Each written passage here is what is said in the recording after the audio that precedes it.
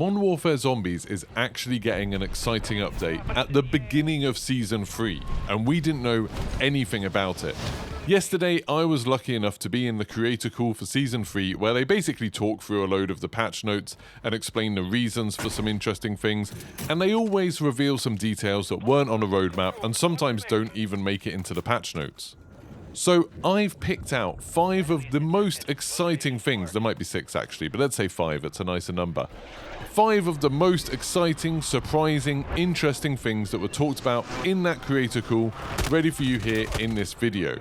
Of course, I'll be streaming the update as soon as it goes live later today, so 5 o'clock UK time, so make sure you keep an eye out for that and subscribe and turn your notifications on. So, number 1 is specific for people who are interested in the Warzone Easter eggs, specifically Rebirth Island Easter eggs, and of course, you know that includes me, and that's that we've got a returning Easter egg that was kind of confirmed by the developers. I'm not sure if they meant to confirm this, but they did anyway. So some of you might remember, in the second incarnation of Rebirth Island, there was a special kind of minor Easter egg where you could pick up 3 key cards from around the map and then take them to a place in Stronghold where you could open up some little lockboxes and get some pretty cool rewards. So one of our favourite ones was this one where you could go to buy a weapon, go down here and interact with the shower at the bottom, and it would kind of throw out a bunch of cash. And I think this will still work in the new one. And then it will also throw out the forgotten key card. So you could pick that up, and then you needed to go to Stronghold, which was right down at the other end of the island. And then if you go into this building that had the observation tower with the key card and go open this safe, you'd not only get a bunch of specialist tokens, I think you'd get 1 for each member of your team, but also get a free loadout drop. That's a pretty amazing way to start the game. They said in the creator call that one won't be working just because Specialist isn't going to be added until the mid-season update. So with that little piece of information, they've kind of confirmed those keycard Easter eggs are coming back. Normally, I'd probably prefer to have new Easter eggs, I'd rather have new content in the game, but I'm pretty happy about those Easter eggs because they're pretty small, they're not a big deal, they're very easy to explain to people, but it gives you a pretty huge advantage in the game if you know how to do them. And they're not too easy that they're overpowered, like going and grabbing something from bioweapons, which is normally a fairly hot drop, or at least it used to be, and then having to travel the entire length of the island before the gas closes in and get to Stronghold and open up that lockbox. Isn't that easy? But if you manage to do it quickly and you get a pretty good route going, like you jump on a quad that's just outside Rebirth and drive all the way down, maybe have your squad waiting at Stronghold for you, you can get a super fast loadout by doing it that way. The second update I wanted to talk about affects multiplayer and Warzone, and that's the Snapshot grenades. So this is a tactical that's always been pretty useful, I think. Snapshot grenades, you can throw them and it highlights enemies, it kind of makes them glow on your screen and your teammate's screen just for a few seconds. Well, they're changing them to try and counter the smoke meta that's in Warzone right now. From now on, if you throw a snapshot grenade into smoke, it will highlight everyone in the smoke for as long as that smoke persists. And this even applies if someone throws extra smoke grenades in. So say if people are trying to smoke to get a res or to make a move, like make a rotation across the street, or they're trying to get a loadout or something, and they're just chucking smoke after smoke down there. If you can get one snapshot grenade in there, it will highlight all of the enemy players in there. You'll be able to see them super easily. They won't be able to see you because they're in the smoke, so you should be able to take them out. I think this is going to make a lot more people run snapshot grenades, and then that's probably going to reduce the amount of people running smoke grenades, so hopefully this will kind of deal with that idea that smoke grenades are just always the best tactical to take. I'll be interested to see how this plays out. I'm going to try running them and adding them to my loadout when the update goes live. Number 3 is maybe a little bit geeky, but it's improved match stats during the game.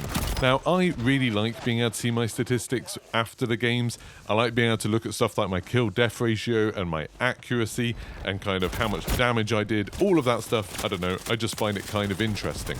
Right now in the game, you can pull up your scoreboard and you can see your entire team's kills, how much damage they've done, and then also if you're playing Resurgence, their redeploys. And I've never really understood what that is. Like, is it how many times you redeploy? That doesn't seem to be right because it seems to be quite a high number a lot of the time. I think it's probably how many times a teammate redeploys on you, but I'm not really sure. Let me know in the comments if you know what that statistic means. But anyway, that's not the change. The change is that there's now going to be a third tab in that menu. So there's the TAC map, and then there's the scoreboard, and now there's going to be match stats as well. They wouldn't show us what's actually going to be on these match stats. They said they're still changing some things, still tweaking some things, so they didn't want to confirm something that then we don't get to see. But I'd expect to be able to see things like your kill-death ratio, how much damage you've done with each weapon, maybe your accuracy. I'm not sure if it'll just be your statistics or also the ones of your team, but it looks like there was a bunch of stuff on that menu, just like kind of if you go into the combat record and you look at your statistics there. Now, you might be thinking to yourself, well, what's the point of seeing your statistics? How does that help you play the game? And it doesn't really. It's just kind of something that's interesting to look at, interesting to have a nose at. Maybe while you're waiting for the resurgence timer or you're waiting to be brought back, you could just have a look in there. As I said, I'm not sure if it will always show your statistics or if it will show you the statistics of the rest of your team or maybe the player you're spectating. I would love it if you could go in there and see the player you're spectating and look up things like their average kill-death ratio. That would be absolutely amazing. But I'm sure they've said before there's something about data privacy or something that they don't like telling you other people's kill-death ratio, although it does show you that on a public leaderboard, so I'm not sure why that matters. But anyway, I'm all for there being more statistics available to us during a match. Number 4 is going to be an absolute godsend to anybody that plays with randoms, or people who just play with teammates that like to ping a lot. From the update today, you're going to be able to clear your teammates' pings. So you can just bring up that ping wheel by holding the ping button, and then if you click in the right stick on controller, it will clear all of your pings as well as all of your teammates' pings just from your perspective. So you're not affecting what anyone else sees at all. You're not going to ruin someone else's ping. But if, say, maybe you're trying to snipe someone and a teammate pings them, so now you've got that big ugly diamond over them, you're going to be able to clear that very quickly for yourself without having to ask someone else to do it.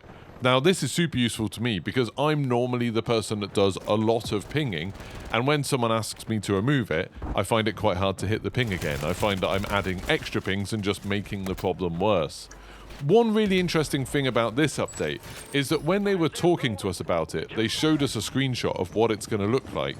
And it looked like to me, on the ping wheel, they've actually changed a load of the different icons. So right now you've got things like eyes, which I think is meant to be, hey, look over there. Or like some other symbol to say like, it looks like someone's moved through there. There's a lot of weird things that I never see anybody use. I never see randoms ever use at all. And now it looks a little bit more like there's going to be stuff that's helpful to a game. So being able to say things like, keep quiet, you know, if maybe you're creeping up a staircase and you don't want them to be sprinting, you can tell them to keep quiet. Or you can maybe say, hey, we need to move over there, something like that. So hopefully these are going to be used a bit more, but definitely being able to clear pings, I think is going to be pretty huge. Number 5 is the one for Modern Warfare Zombies that I talked about at the beginning of the video. Maybe the most surprising change I've seen in Zombies so far, because it's something that I think most people had been asking for from the first week that MWZ came out, and that's that you're finally going to be able to reduce your cooldowns by exfilling with Essence. So basically, how it's going to work is at the end of a game, when you exfil with Essence, depending on how much Essence you've got in your inventory when you get out, that's going to reduce all of your cooldowns for all of your different schematics. It's a really similar system to what happened in DMZ, where when you exfilled with cash, or any items that were worth cash, that would reduce your insured weapon cooldowns. Obviously, we don't have any idea what the sort of ratio is going to be, how much it's going to affect it, but if you could just do a bunch of contracts, get a load of Essence, and then reduce some of those ridiculous cooldowns, like the ones that are 3 days for some of the schematics, that would be absolutely amazing. I still think it would breathe a bit more life into MWZ if they just removed the cooldowns entirely. I think that would be much better.